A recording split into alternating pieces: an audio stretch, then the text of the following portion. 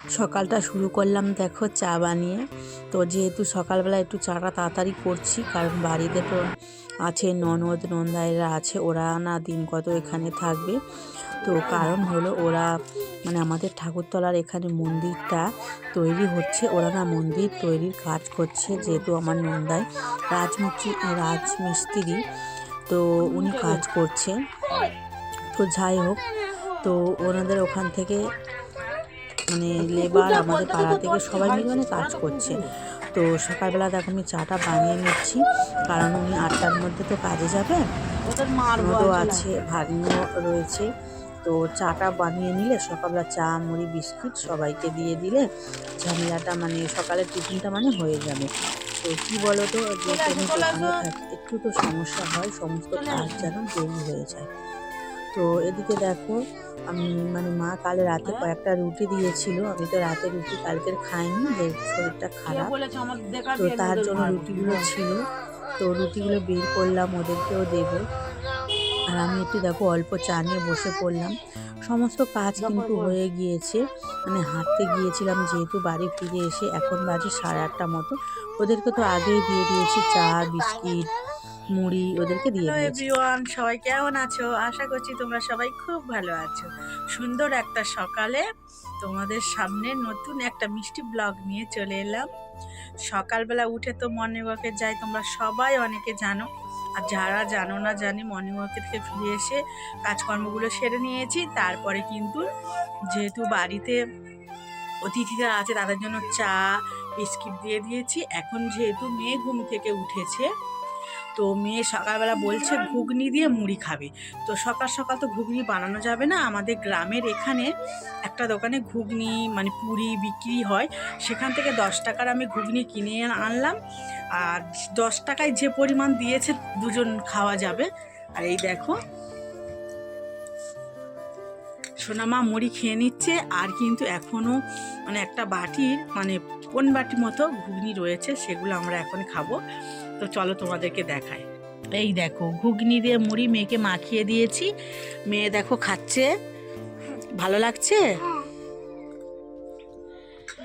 দেখো মেখে দিয়েও এতটা পরিমাণে কিন্তু ঘুগনি রয়েছে, এখানে মুড়ি নিয়ে নিয়েছি। তো আমিও খাবো আর বরমশাইকেও দেবো। বরমশাই না ওইদিকে ফুচকা ভাজতে গিয়েছে। তো চলো তোমাদেরকে আজকে দেখাবো ফুচকা ভাজছে। এই দেখো। তারপর বেশ কিছুক্ষণ দোকান সামলালাম। তো তারপর দেখো ভাতটা বসিয়ে দিয়েছি, ভাতটা আমার হয়ে গিয়েছে। তো আমি বালতির মধ্যে ফ্যানটা গড়াই। তো বালতিতে গড়ালে কি হয় বলো তো, তো বেশ সুবিধাও হয়, আর আমাদের গরুকেও দিয়ে দিতে পারবো। তো এই ভেবে আমি এই বালতিটার মধ্যে ফ্যানটা গড়াই। তো ফ্যান ঝালানোর গামলা আছে, কিন্তু সেই গামলাটা বড্ড ছোট। তো যাই হোক, এখানে আমি কী কী রান্না করব সেই সবজিগুলোকে সমস্ত কেটে নিয়েছি করব।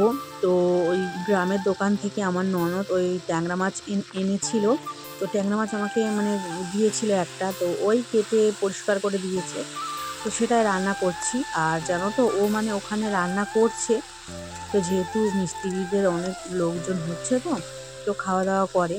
তো আমি যেহেতু এই ছোটো গ্যাসের মধ্যে সবার না রান্নাটা হয় না একবেলা, তো তাই জন্য আমার শাশুড়ি মা বলেছে তো ওখানে রান্না করতে, মানে ও উনানে রান্না করে।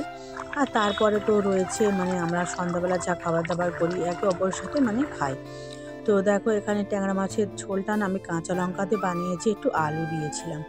তো যেহেতু বড়মশাই একটু আলু দিলে না বেশি পছন্দ করে, তো আর তো কিছু বানায়নি, শুধু শাক ভাজা আর মাছের ঝাল আলু দিয়ে বানিয়েছি। জন্য দেখো এই জুতোটা কিনলাম। তো জুতোটার দাম হচ্ছে 60 টাকা নিয়েছে, আমি না 5 টাকা কম দিয়েছি, 55 টাকা। এখানে দেখো মেয়েকে স্নান করিয়ে ভাত নিয়ে নিয়েছি শাক ভাজা আর বেগুন ভাজা দিয়ে। ও না ট্যাংরা মাছ খাবে না। তো দেখো জুতোটা যেহেতু দেখো মানে এই লাইলেন্দে একসাথে জোড়া থাকে, তো ওকে কাঁচিটা দিলাম। ও এখন জুতোটা পায়ে পরে দেখবে ওকে জুতোটা কেমন হয়। জুতোটা একটু বড়ই হয়েছে, তো আমি না ওর পায়ের মাপ দিয়ে নিইনি, আমি মানে এমনি আনজাতেই নিয়েছি। তো একদম পারফেক্ট হয়েছিল জুতোটা, সামান্য হালকা হালকা একটু বড় ছিল।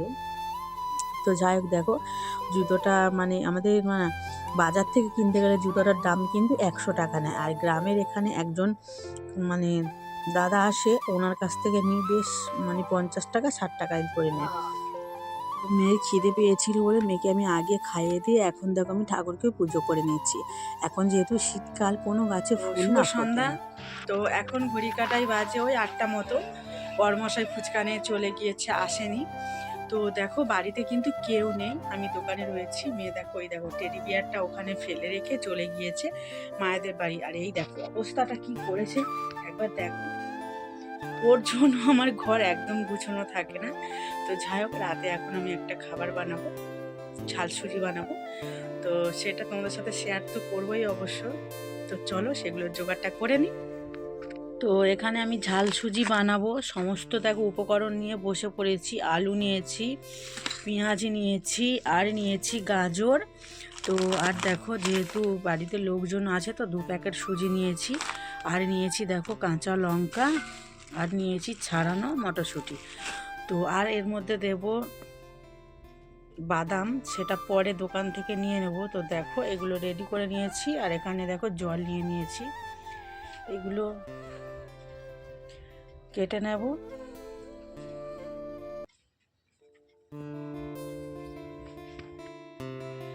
দেখো এখানে সমস্ত সবজিগুলোকে কেটে নিয়েছি।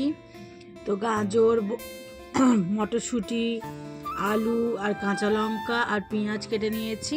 এই আমার কাছে সবজি ছিল, মানে যা সবজি ছিল সেগুলোই দিয়ে বানাচ্ছি। আর নিয়েছি এই দেখো বাদাম, এখানে মানে শেষ পর্যায়ে অল্প ছিল, এই বাদামটা দিয়ে দেবো।